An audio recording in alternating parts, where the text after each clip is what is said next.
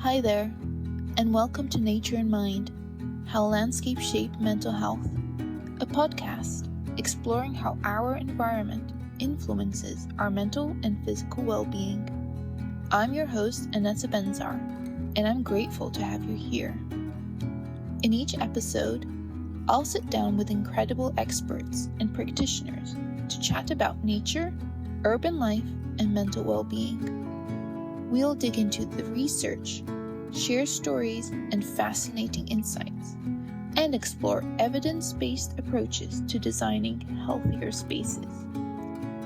These conversations are brought to you by Neurolandscape, an NGO that brings together landscape architecture, neuroscience, and computer science to advance knowledge on the relationship between human health and the environment, as well as improve the quality of life in urbanized areas. To find out more about our work and mission, please see our notes. But now, grab yourself a cup of tea, settle in, and join me on this journey to reimagine our future cities. This is Nature in Mind.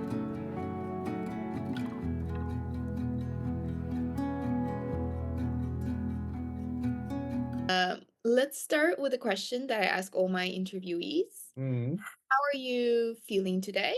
And have you had a chance to connect with nature?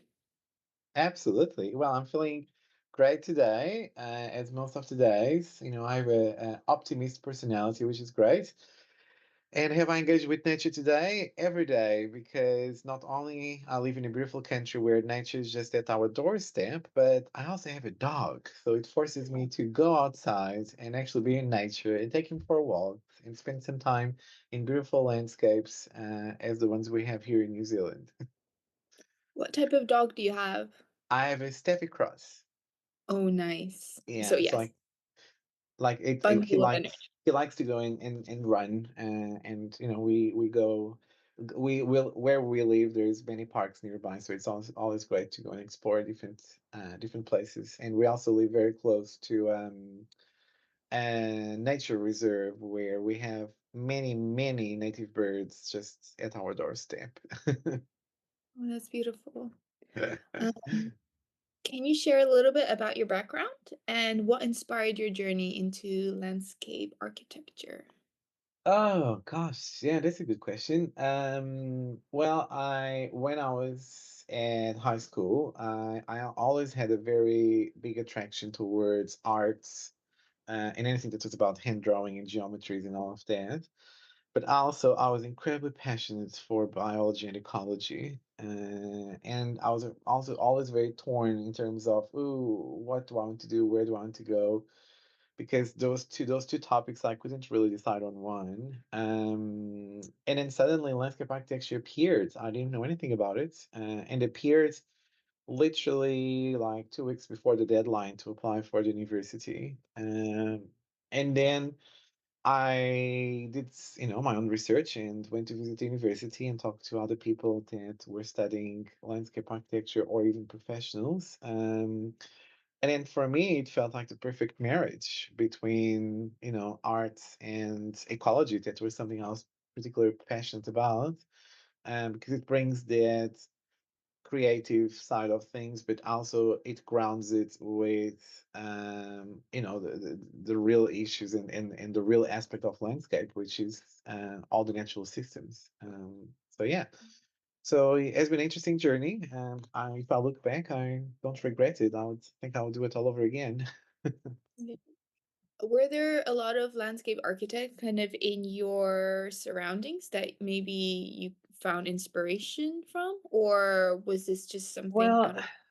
a little bit, because to be honest, like I never connected the dots in terms of, when I was growing up and, having access to open spaces and parks and stuff. I never really connected the dots that those were actually orchestrated by landscape architects. But then once it kind of got my interest in terms of, trying to make a decision to go to the university, I actually found out that, a friend of a friend of a friend of a relative in the family, they actually knew a landscape architect.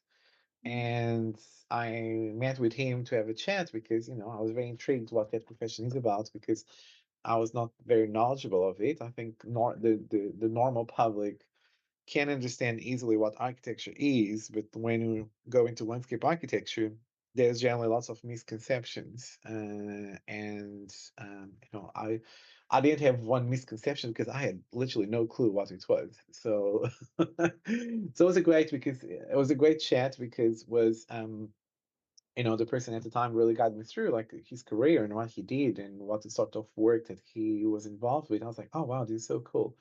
But also like that, I think environmental consciousness in terms of like that the work you do can be very impactful, for the good or the bad, in terms of that you have this duty of care towards systems that are alive and you need to nurture them because if you don't care for them, you just kill them basically.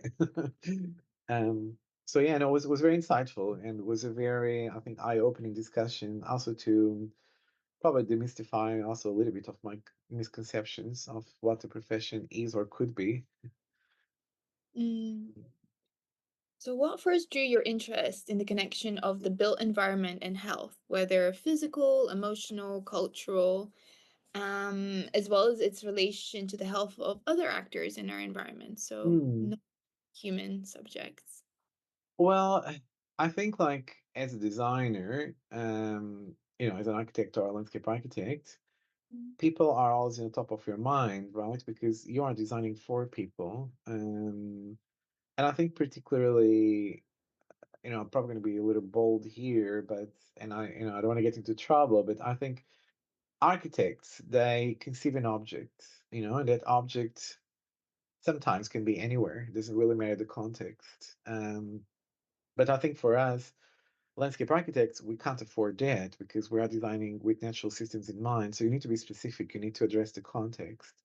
And part of that context is not only the physical, the natural aspects of landscape, but it's also the culture and the people because, those two things are linked together. So I think Mm. when you design, you need to design with people in mind. And that was something always that I was particularly interested on. And these also may be because of my family background, because I have many people in the family that are psychologists. Mm. I was always very conscious about whatever you do, whatever you design will have an impact on people, and you can change their behavior by the way you design a public space. So definitely people were always at the top of my head. But then, as my career tracked along, and particularly since I've been here in New Zealand for the last 11 years, I also got very interested in the invisible realm of landscape. So it's not only the physical aspects that's also, of course, important, but particularly from an indigenous perspective, from our indigenous peoples, the Maori people here in New Zealand. Um, Health is not only physical. In order for you to achieve health and well-being, you need to have the physical, the mental, the spiritual, the communal. So that's what represents health, is not only the physical aspects. And I do think that in Western cultures, in Western ideologies, we focus a lot only on the physical. Health equals physical. If you break a bone, you just go and get Mm. fix it. If you have a headache, you take a pill, done. But I think from a more holistic perspective, particularly from indigenous perspective, that's only one aspect. And I think working as I do very closely with Maori tribes here in New Zealand, it has been incredibly eye-opening because they just see what you don't see, Mm. literally.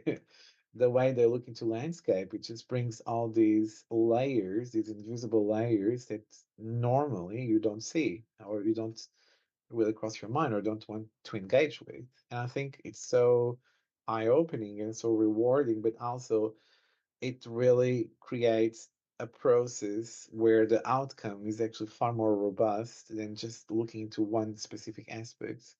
And I think that's with anything as you do in any profession, like as more you collaborate with other people, as more you bring different points of view into the table, more solid the outcome is. And this is not different.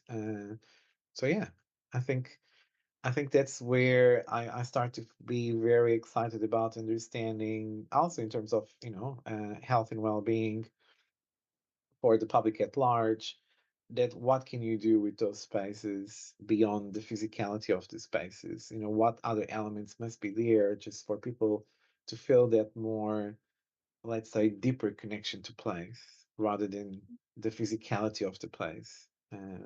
So yeah. We're going to talk about kind of your connection with the Maori tribe a little bit later. But Yeah. what first kind of drew you to that community?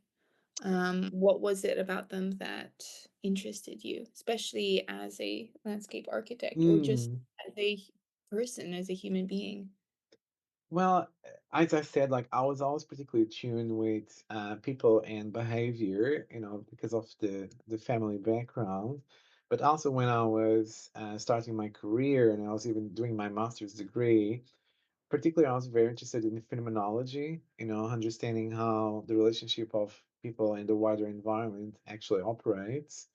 Um, so I think that was always there, that curiosity. But as life goes on, I kind of parked that aside for a little while. And when I came to New Zealand, I just realized, oh gosh, this is exactly what I was interested on, a couple of years ago. So this is a perfect opportunity to engage with it. And as I did, particularly through my teaching and taking students to spend some time with a local Maori tribe where they could hear all those narratives, all those metaphors, but also they could walk and really start by walking and engaging with that physical aspect of landscape to start seeing all the invisible layers as you are there trying to understand it from a different perspective. And I just thought, oh, this is my people. These Mm, are the people I want actually to engage with because it was a wealth of knowledge in terms of understanding not only history and culture, but also how natural systems work together, and how the forces of nature influence each other, like from the lunar phases to the tidal movements to the floods that are generally seen as a blessing, as it was in ancient Egypt. Like, if you think back into the Nile, then when the floods come was a period of renewal because it was bringing more organic matter, more alluvium, richness for the soils, and you could actually have farming to sustain people.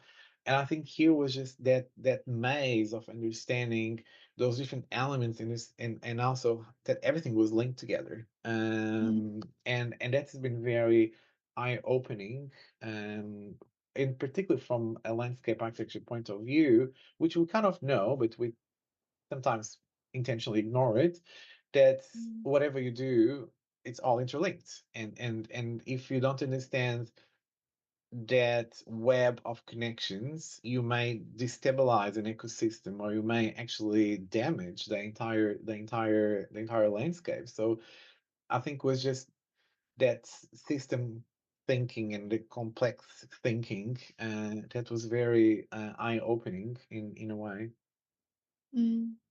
So, on the subject of connection, how does landscape architecture address today's critical challenges? So, climate change, Mm. uh, urbanization, health inequalities. What is the role of the landscape architect in your? Mm. Well, I think like without sounding presumptuous, I do think we are very well positioned to tackle some of those issues. And the reason being that our education is quite broad, as a discipline, as a profession. Landscape architects are equipped with many different tools in their toolbox, from the hardcore sciences to the creative arts to the social sciences point of view, to the culture point of view. So I think when we are talking with other professionals, we can understand their language and we can bring different disciplines that may be seen as more specialized together because we can relate those concepts and we can make sure we can facilitate that dialogue. So when we look into the global challenges that we are witnessing now, it's very interesting. I've been quite active this year attending many of the United Nations events, and I just feel that we have so much to contribute because we actually understand what they're saying, but we can put some of those concepts into action because we can actually design, we can actually produce outcomes, and we can even through that, provide case studies, examples, and successful stories, and so on. So we can say that even this year, which has been a work in progress for the last 2 or 3 years, that the guidelines presented at the last COP for climate change really brings all those case studies as best practices into the table, where whoever is dealing with the built environment or whatever is doing policy making, they can actually understand that it's far more complex. But here there is this group of people, these professionals that can actually bring some interesting solutions to the table. And we can see that across climate change, biodiversity loss, urbanization issues, social issues. So I think we are finally getting to a point where also the global awareness of what the profession is and can offer is becoming better. And I think mostly, and that's always been my attitude, even within IFLA, is that you can't expect people to know what we do, but we can educate them. We can show them what is the power of what we do, and by showing them all those successful stories and great evidence and great examples, they can go back and say, oh, look, we just met this amazing group of people and they're doing amazing things. We need to bring them on board into these discussions because we are definitely missing an important piece of the equation here. So yeah, so that's where I think where we fit into this big picture. We can understand the issue. We can bring different ideas and concepts and professions even together, and you start seeing a little bit that across countries, like even here in New Zealand, where landscape architects are now leading the projects. So it's no longer, the conception that the architect is the almighty and can do everything, but they are now we're getting to the point here where people understand that landscape architects have far more to offer than what initially they thought. So yeah, it's interesting times, I think, to be a landscape architect. You mentioned IFLA, Yeah. and you're currently serving as the president of the organization. Can you tell me what IFLA is Yeah, and discuss some of its main aims and goals? absolutely. So IFLA, as the International Federation of Landscape Architects, is a federation of professional bodies established in 1948 and headquartered in Versailles in Paris. So our mandate is, of course, to protect the interests of landscape architects globally, and we do that by focusing on education, in training, in professional practice, and of course research as well. So we have within our membership 80 national member associations and across all the globe, and we are organized in 5 regions. So the Americas region, the Africa region, the Asia Pacific, Middle East, and Europe. And we have about 100,000 landscape architects in our membership. But according to the International Labour Organization, there is about 1 million landscape architects in the world. And I just say this because not only numbers have an impact, but also um, there is sometimes the conception that we are a very small profession, and we are not. So we have many people out there doing a great job.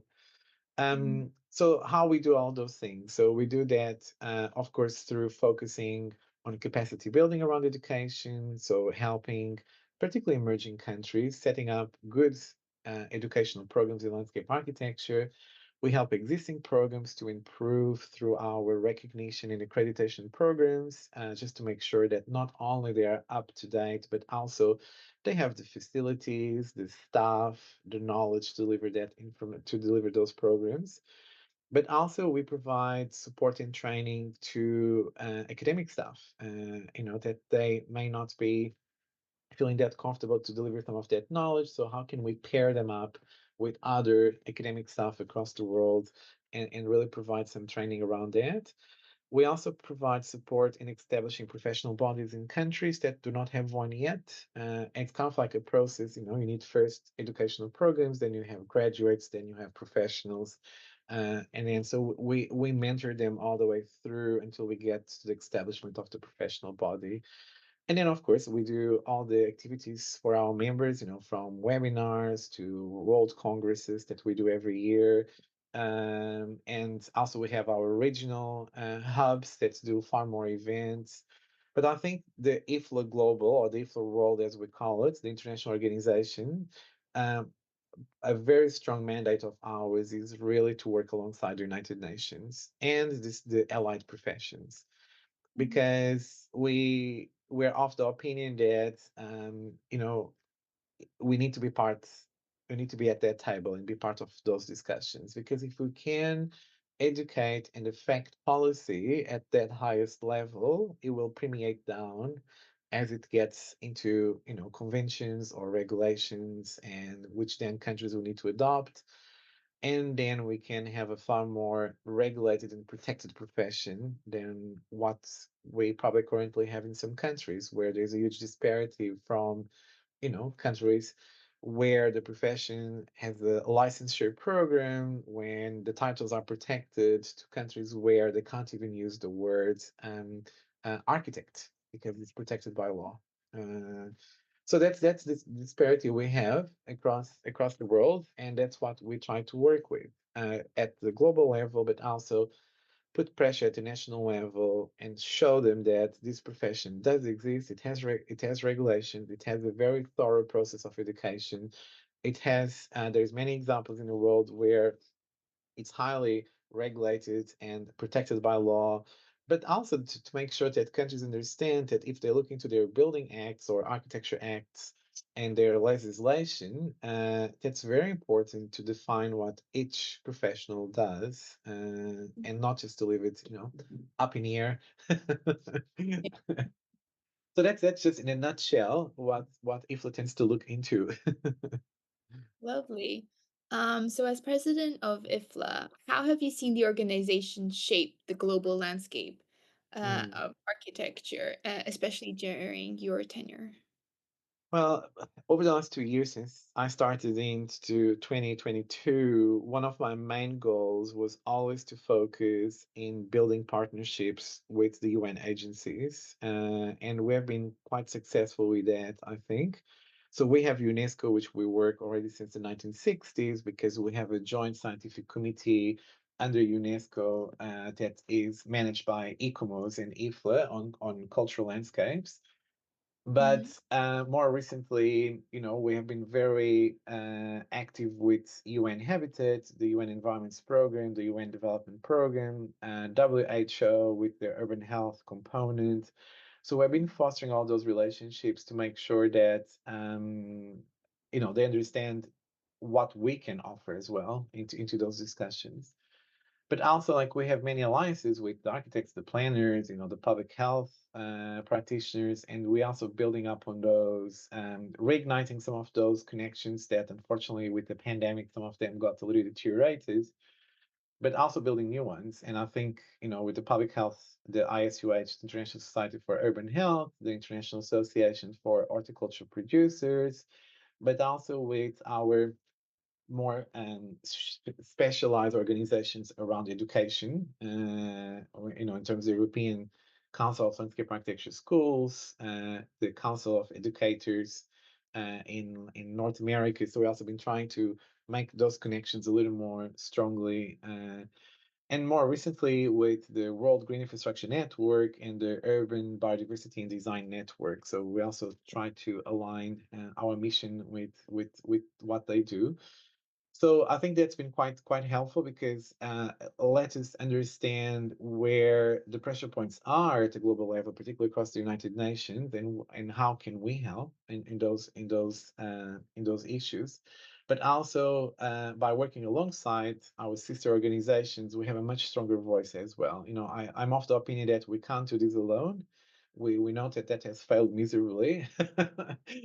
We need to break those silos a little bit, and by working together, I think it's where interesting solutions come along, and we've been quite active in bringing our partners. And I think this year has been quite successful, even if you look into the different COPs. The COP 16 for biodiversity, the COP 29 for climate change, and the COP 16 for desertification that is just happening in Riyadh.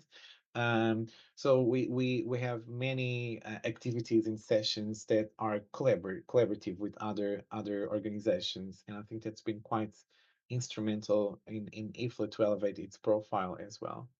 Of course, there's other things that we've been doing as well.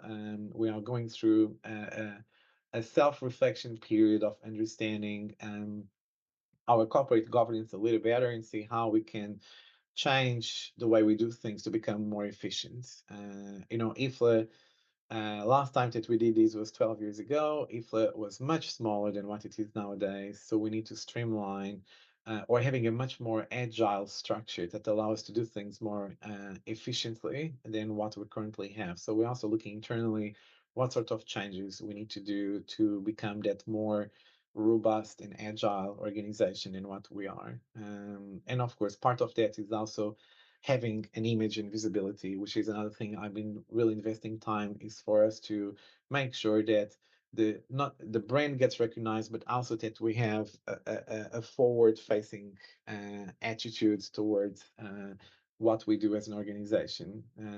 So yeah, so that's been pretty much the three pillars of what we've been focusing our time. Yeah. You came into presidency right after COVID. I What, did. yeah, what were some of the challenges that you faced, coming out of this pandemic, this global pandemic, Mm. as a landscape architect and as somebody who is leading a global organization? Well, I think with the pandemic, when everyone was unfortunately forced to stay home and stay put for a little while, when I came in was when most countries were lifting up all their restrictions. So I got the moment where everyone was desperate to reconnect. So in the first event we had, well, when I took over was in Korea. When I went there in August 22, there was still a lot of restrictions, and so people were still, very apprehensive about the future. But then when we had our first event in 2023 last year, we did this crazy idea that we had two different locations simultaneously. So we were both in Stockholm and in Nairobi, and we had such a high turnover because people were just desperate for reconnecting. Not personally with their friends and that they haven't seen for a little while, but also they were eager to engage in discussions and be face to face and having that more personal contact in a way with people. So that I think was easy to address because I think all of us can relate to that. The Mm, other challenges, or one of the biggest challenges, was what I just mentioned before, was trying to reignite some of those connections that unfortunately got a little damaged with the pandemic because either people got overburdened with other things, or there was change in leadership and new people came in and you need to start from scratch basically. So I think that's probably been the most demanding part is to reignite some of those connections and to make sure that we're all pedaling in the same direction. Um, I think apart from that, the other challenges are very very minimal. There was nothing really extreme that we needed to overcome. mhm. Um, so IFLA recently launched Works with Nature, low carbon adaptation techniques for a changing world. So before discussing this guide, can you define the term nature-based solution? How do Yeah. you define it? Yeah, so the way we've been seeing it's quite broadly. So it's basically landscape architecture. And I think like this is a very funny term because you can hear it many different ways. You can hear it nature-based solutions, ecosystem services, engineered nature solutions.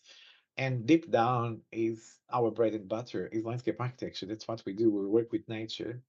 So what we tried to do with this guide was really to highlight the different facets of what nature could be and could provide in this through this guide. So this started probably 2 3 years ago in one of the COPs. I think was the COP in Egypt. So I think probably was 22 when with all the engagements we had at that time, there was the piece of the puzzle that was missing was definitely landscape. And because the way that we tend to look into landscape is very fragmented, right? We look into landscape not as a holistic thing, but we look into the different components. Like, no, there's biodiversity, there's climate change, there is water, there is something else, without understanding that they are all interlinked. And I think that has been our biggest pressure point with the United Nations agencies, is to make sure that they acknowledge that landscape is something far more holistic than just the different components. And in that regard, we have been trying to work with them for the last 10 years on getting an international landscape convention off the ground that recognizes that same thing. Um, so this particular guide is really something to any professional in built environment that they can see how can actually nature be used in the different facets, and how through that, if you look into strategies that are far more local, regional, because as you probably know, we're getting to a point where everything starts to looking the same. So we're getting to an issue of homogenization of landscape as well. So what we're trying to defend here is that you need to look locally for sourcing your materials to reduce the carbon footprint, locally to look into your plant material because they are far more attuned to the climate than importing stuff from across the globe that will probably struggle to survive. But also looking to the point of we probably need a little less engineered solutions and a little more nature in our cities for the different parts in terms of contributing to health and well-being of people, but also contributing to the local ecosystem services and so on. So that's what we're trying to accomplish with this guide, but also it runs alongside an app that was launched 2 years ago that was to map the carbon footprint of projects. So you as a practitioner, and you can just go there and launch all the different constituencies of your project and trying to understand how much carbon footprint that project will create, and then how can you reduce it? What sort of strategies can you have to reduce that? So it's like this is the first piece. I do think there will be more coming in the near future. Our idea is that maybe every year there will be more added to this, but it's just to Mm. start to create awareness about the importance of nature. And how has the public kind of received the guide? Have you had any feedback? We have had very good feedback from our practitioners, that they've been really enjoying to engage with the material, but also to engage with the app. So they are getting far more conscious as well in terms of the way they design. And I think the general public, particularly our allied organizations, they also welcome the guides in a very positive way because they also feel it's kind of bridging a little gap that exists in a discourse around nature-based solutions. So yeah, I think so far thumbs up, but it's been launched 2 or 3 weeks ago, so there is still, I think, a lot to digest. Yeah, of course. People are still going through it and Yes. reading. So a few weeks ago at the World Urban Forum 12 in Egypt, IFLA and UN Habitat signed the Memorandum of Understanding, so the MOU, to formalize their partnership. So what does this partnership between IFLA and the UN Habitat represent for global urban development? And what initiatives can we expect to grow from this partnership? So this started some years back when the UN Habitat had a very strong mandate on urban settlements, and we engaged with them in different fora before, where we again thought that landscape architecture's voice was very subdued in that discussion. So we started to work with them on how we could bring more nature to the forefront and a little less around buildings. And so that has been working relatively well to the point where we start thinking, okay, so let's formalize this into a MOU where we can actually provide you the expertise for the different programs you have, and also provide your expertise every time you look into policy development to make sure that the interests of landscape are well represented. So the MOU just formalizes that. There's, of course, far more into it in terms of sharing resources and also making sure that we attend each other events and that there is visibility for both ends. That there's also a component of research. If we identify what sorts of projects would we like to develop together, and how we're going to make sure that those will have interesting outcomes for the society at large. And the other thing that it also stipulates is potentially looking into a joint awards that we can globally start looking into successful stories and how we can award those successful stories. So yeah, so it's quite a comprehensive MOU, and I think we are still navigating what will be the different takes and how we're gonna make it work. But I think from a landscape architecture perspective, this is quite an important milestone because it makes sure that our voice is heard and represented, and that through that we can also make sure that any policy statements that get developed, we make sure that the correct language is used, because I think some of the times it's not that intentionally has been ignored, but I think semantics are very important, and we need to make sure that the right wording is used for the interests of all of those that work in a built environment. Mm. So you mentioned COP16, and you attended this year as a representative of landscape Hmm. architect. So what are your key takeaways from the symposium, and how was landscape architecture received as a contributor to global biodiversity action? Well, it was definitely interesting event and a very interesting steep learning curve for me, because that was my first COP. Was, as you can imagine, can be those events can be quite overwhelming because there is so many people attending. I think the biggest learning for me from that event particularly was to understand who are the key players globally. And surprisingly, there were none of those that I have in my mind. I thought that the UN agencies will be at the forefront, leading the discussions and being, very conscientious about, the bringing different global entities together. But no, they actually had, a very subdued approach to the entire thing. So understanding who were the big key players around those tables was also quite important, but also to understand how the process of negotiation across the different delegations happen in terms of like going almost 1 week where they reflect back in terms of what has been accomplished, and then they agree what will be the next key actions that they need to negotiate on, and then come to real concrete outcomes and tasks that will happen for the next 2 years, and start seeing that as you go along, the days are very long and people get tired, and then there's the pressure to get into an agreement at the end. So that was also quite interesting. But I think for me, particularly in COP16, what really amazed me was to see the voice of our First Nations and Indigenous peoples so present, and from all the different corners of the world. And I think they had the most strongest voice in terms of representing the rights and the interests of landscape on our behalf. And I think that was quite powerful to see.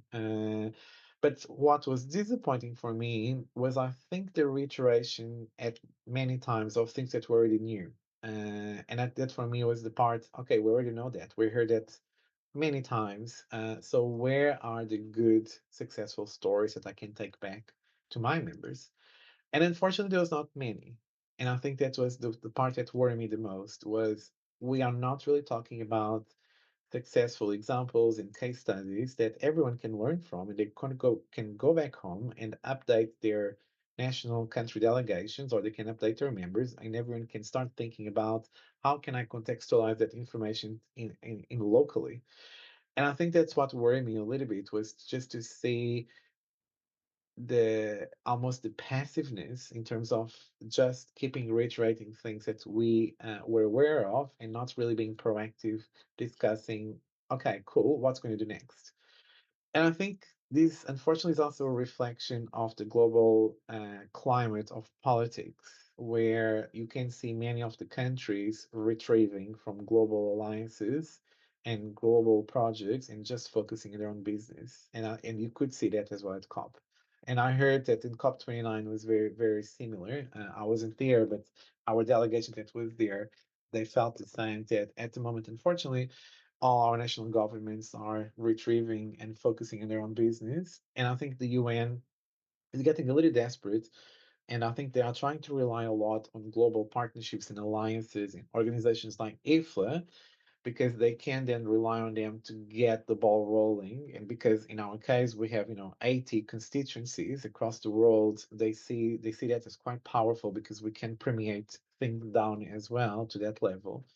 So it's interesting shift, I tell you, like when you can see a lot of the UN agencies becoming apprehensive themselves about the future and trying to shift gears in terms of who they are now engaging with and see who are their partners that will be responsible to get things going. So I think it's an uncertain time. I'm interested in your work with the therapeutic and rehabilitation designed environments. Now, I think I'm gonna butcher the name. Is it Teo and Tumahu? Yeah, Tayo, Okay. Tayo and Tumaho. Yeah. Could you share the organization's mission and some of the prominent research projects you have been working on with them? Yeah, sure. So I think these research lab, appeared out of this inspiration in a way, and all the things we've been talking about in this interview, in terms of just understanding that everyone was so siloed and working their own little bubble. Like you would go to the public health officials and they have all this data, they have no idea what to do with it. And then like you go into the built environment and people need to design or do their work, but they don't have the evidence to support that. So we ran a project for 2 or 3 years where we're trying to break those silos away. So we had people from public health, from medicine, from sociology, from of course the built environment, architecture, landscape architecture, but also we had people from engineering and technology on board because that was also a very strong mandate, was to make sure that how can we use technology to get some of these things going. So it was a little bit experimental at the time, but then we start seeing that again, that role of facilitation from the built environment professions in trying to making those connections and translating that information into concrete things was quite successful. So our mission was definitely to look into beyond the traditional concept of therapeutic garden, and trying to understand that the entire environment should be therapeutic and rehabilitative, regardless of the size where you are. So how could we make our cities not only therapeutic in a way, like you go outside and just having access to nature is going to be good for you, but also that environment can be designed to help you rehabilitate in particular around chronic diseases.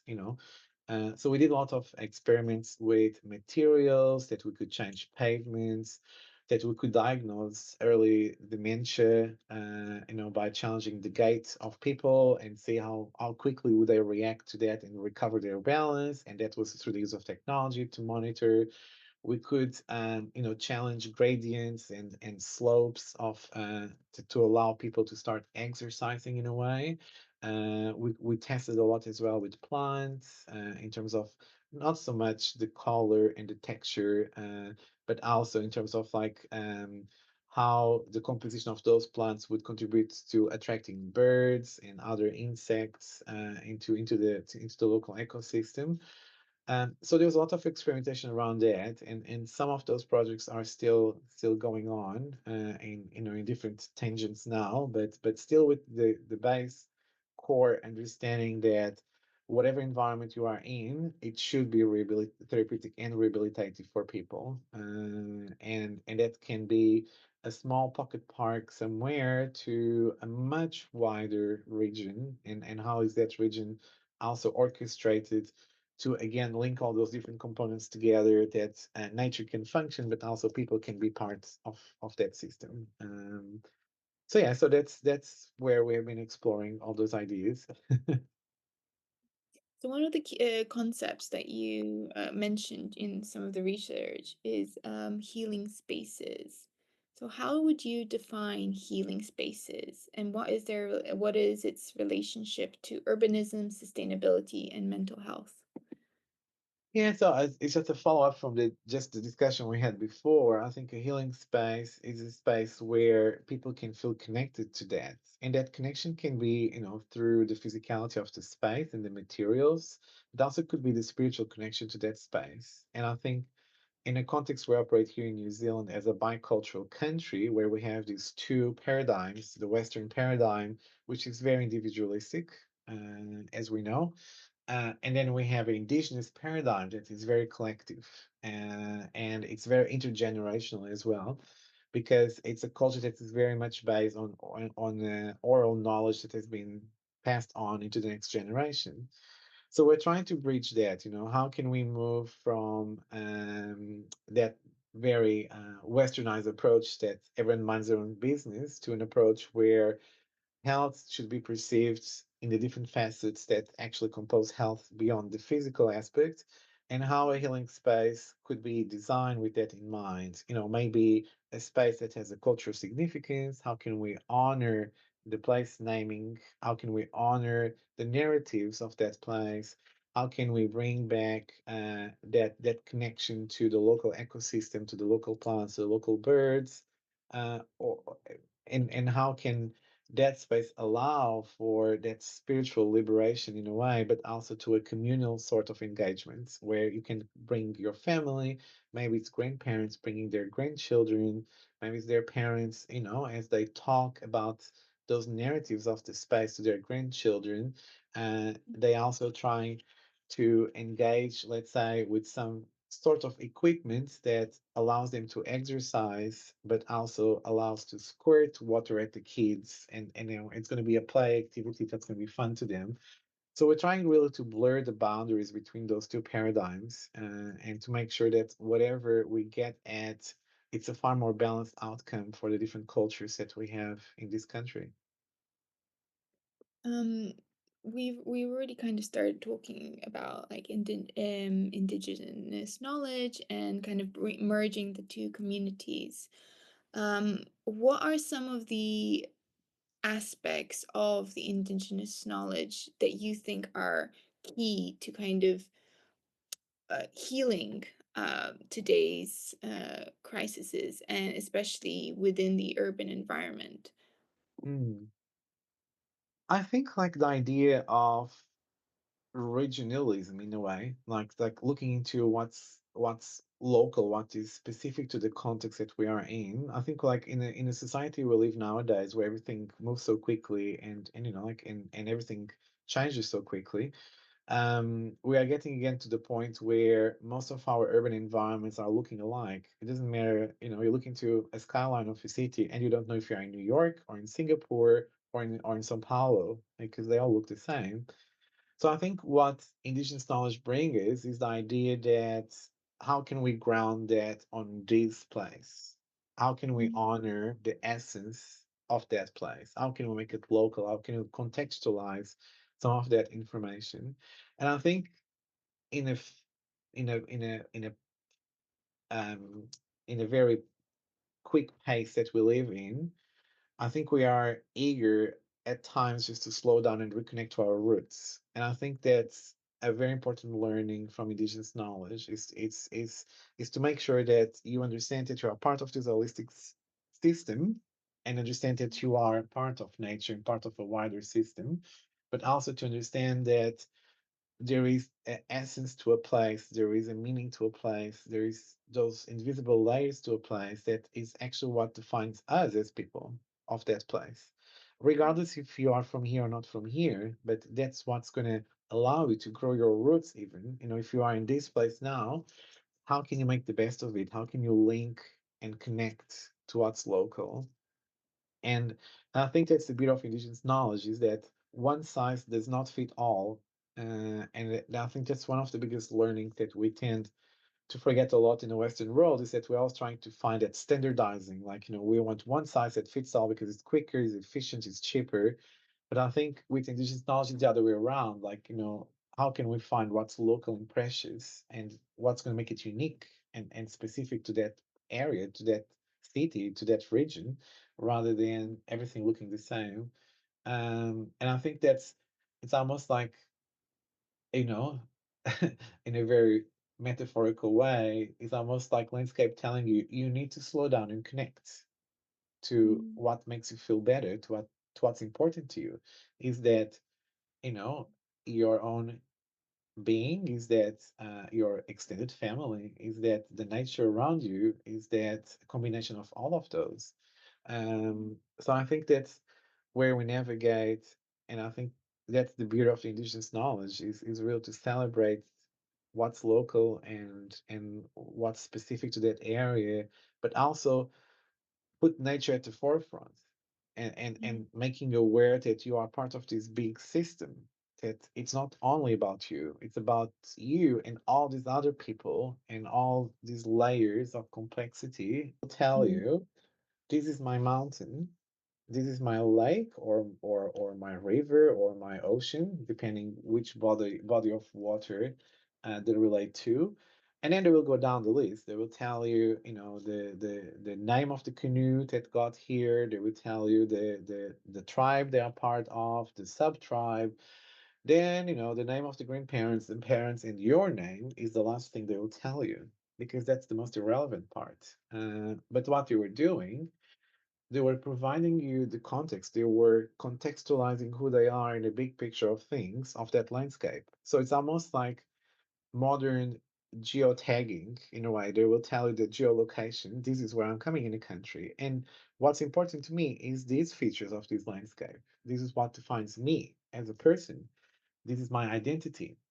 My identity is not, and I tall, I have blue eyes and brown hair and whatever, but my identity is these features of this landscape. That's what defines me and my ancestors, and that's my genealogy. That's my heritage. So I think that's quite powerful, because I think that's something that in the Western world we have lost. I remember, growing up in Portugal. I remember my grandma having a very a strong land connection, to the she would know what good the plants were good for. It's for a stomach ache, for a headache, for whatever. She would know, again, like all the seasons that were good for sowing the seeds and to harvest. Again, based in a lunar calendar almost. Uh, mm, and that's knowledge that's it's pretty much gone. If you go back to our generation, because uh, people don't know that stuff anymore. And I think that's what our indigenous communities hold so preciously to their heart, is that knowledge. And they also, they are afraid that that knowledge will be stolen and used in an inappropriate way, as it has been done in the past. In New Zealand, we had serious issues of pharmaceutical companies coming here and get to know the medicinal properties of plants and then just commercialize it, and no sense of ethical responsibility or acknowledgement that that was not their knowledge. So our indigenous communities also have been mistreated globally, so they are also very apprehensive. Why do you want to know this, and how are you going to use it for, and how are you going to benefit our community?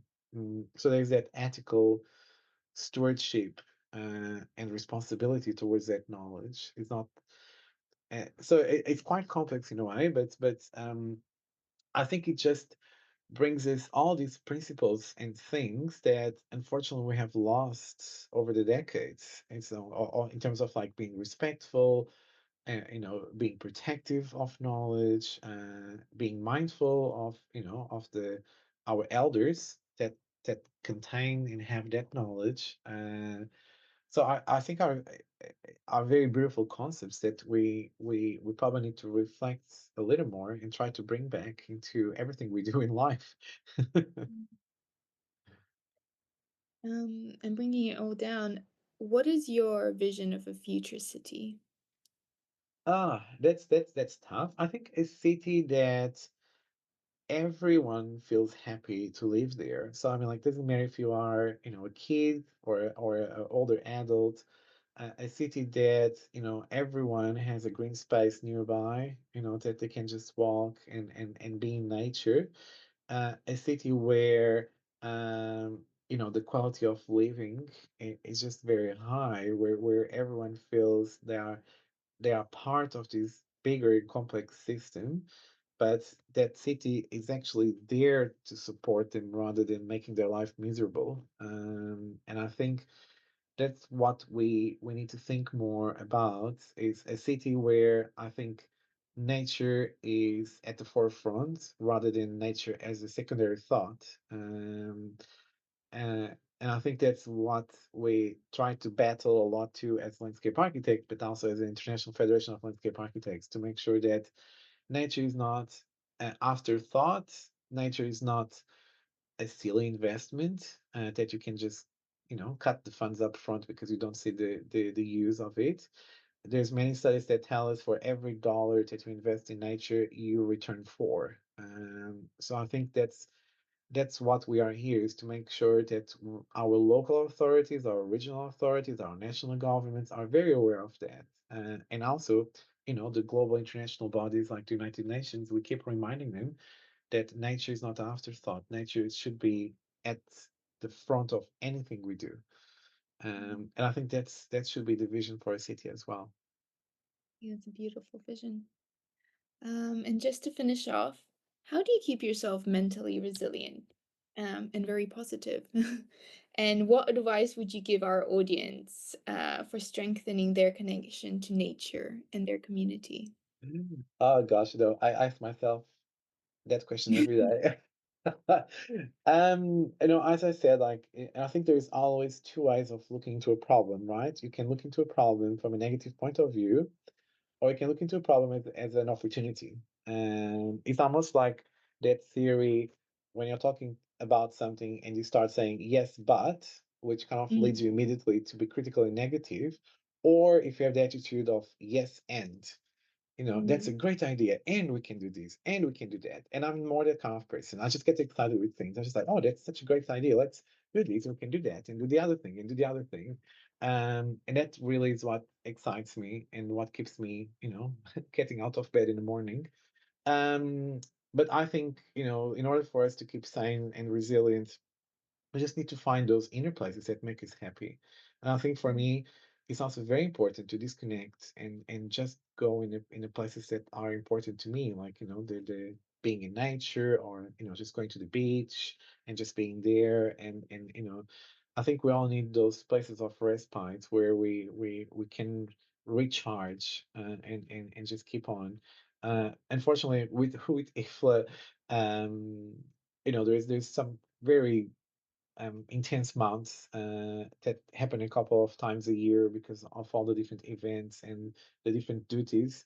But also for me, like, after 5 weeks of traveling in all these different events, I was very happy to come back home and just to go back to those places that I feel that are important to me and keep me sane. So yeah, so I think one of the key learnings that you have quite a lot here in New Zealand, which I think I find it so precious, is that you work to live, you don't live to work. And I think, coming from Europe, as where you are, we have forgotten that. And people are working more longer, and their lives are just insane. But I think here in New Zealand, and also I think in Australia, people are still very protective of their time in a way that, no, I do my job and I do it efficiently from 9 until 5, but then after that, I also want to go and do the things that are important to me. My hobbies, my walks in nature. And I think that work-life balance is very important. And I hope that we can keep that in mind, because the realities I check not only in Europe but in other places, you can see that sometimes those are quite overwhelming in terms of people not having a life, basically. yeah, So yeah, completely agree. it's a tough one. Thank you. I think that is great advice, and yeah, thank you so much for all your knowledge today.